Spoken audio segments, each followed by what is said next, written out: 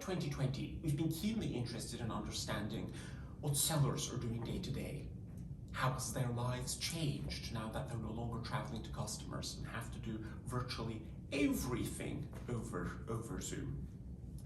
And to do that, we've interviewed people, we've surveyed them, and we've also collected a lot of operational data to understand what exactly is happening. And the first thing that stands out for us is that sellers now report spending on average of about 19 hours with customers. That's typically, either over Zoom, over the phone, interacting with them in some form or fashion. And for what it's worth, that number is much lower than what we're used to seeing. A challenger, when we previously measured this, depending on the company, that's usually somewhere between 25 to 30 hours a week. This now means at least 5 or 6 hours less. And on the face of it, while that might not sound like that much, that is realistically almost a full working day less per week, and over a year that adds up to almost a month and a half less time spent in front of customers. Not surprisingly, we think that has major operational knock-on effects. And neither was any of this very obvious, because you'd think that with not needing to travel, that sellers might actually have more time to interact with buyers. But in practice, that hasn't happened.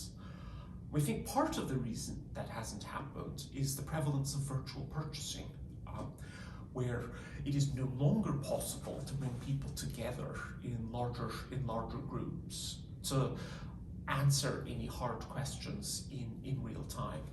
Instead, sellers are likely now having to sequence interactions far more carefully.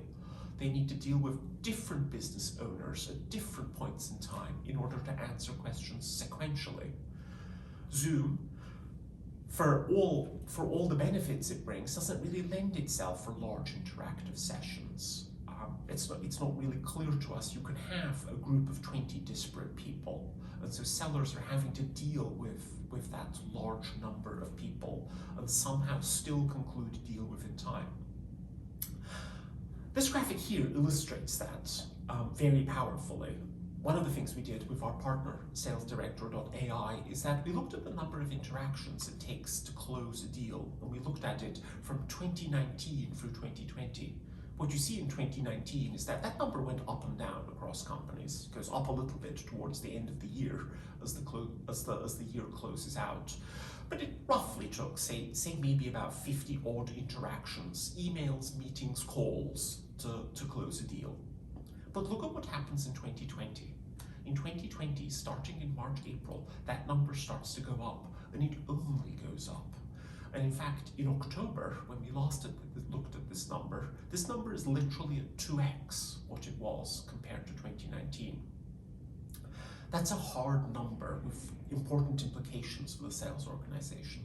It tells us that it might take a seller literally twice as much effort to close a deal at this point in 2020 than it did in 2019. That has important implications in terms of capacity management and our ability to generate business going forward. On top of that, not only is it hard enough for sellers to close deals, but they're being asked to do a lot more. They also tell us that they're being asked to tell a lot more time on other things, such as prospecting. The senior-most's top priority, after all, is to rebuild that pipeline. And more prospecting then has a knock-on effect to it. It means more research from first principles. You can no longer assume that a senior executive in charge of a function is still the same senior executive. It means having to identify what those companies' priorities are. Again, you could no longer assume that they have the same priorities that they did in 2019. And it's then the hard work of reaching out to that person with a relevant offer, trying to deliver a unique insight, and trying to do it over the phone or over video while boxed into a small box on a screen. And in that environment, we suddenly find that we have to relearn something that we used to be rather good at, which is managing a room. You can no longer just turn up and address hard questions in person and rely on your sense of what the room wants to have those questions answered. Instead, all of this has to be choreographed. And whether you want it or not, people are suddenly having to become experts at PowerPoint on all the various online presentation technologies. The learning curve here too is long and it's arduous. And it's not as if corporate has suddenly relaxed standards or requirements.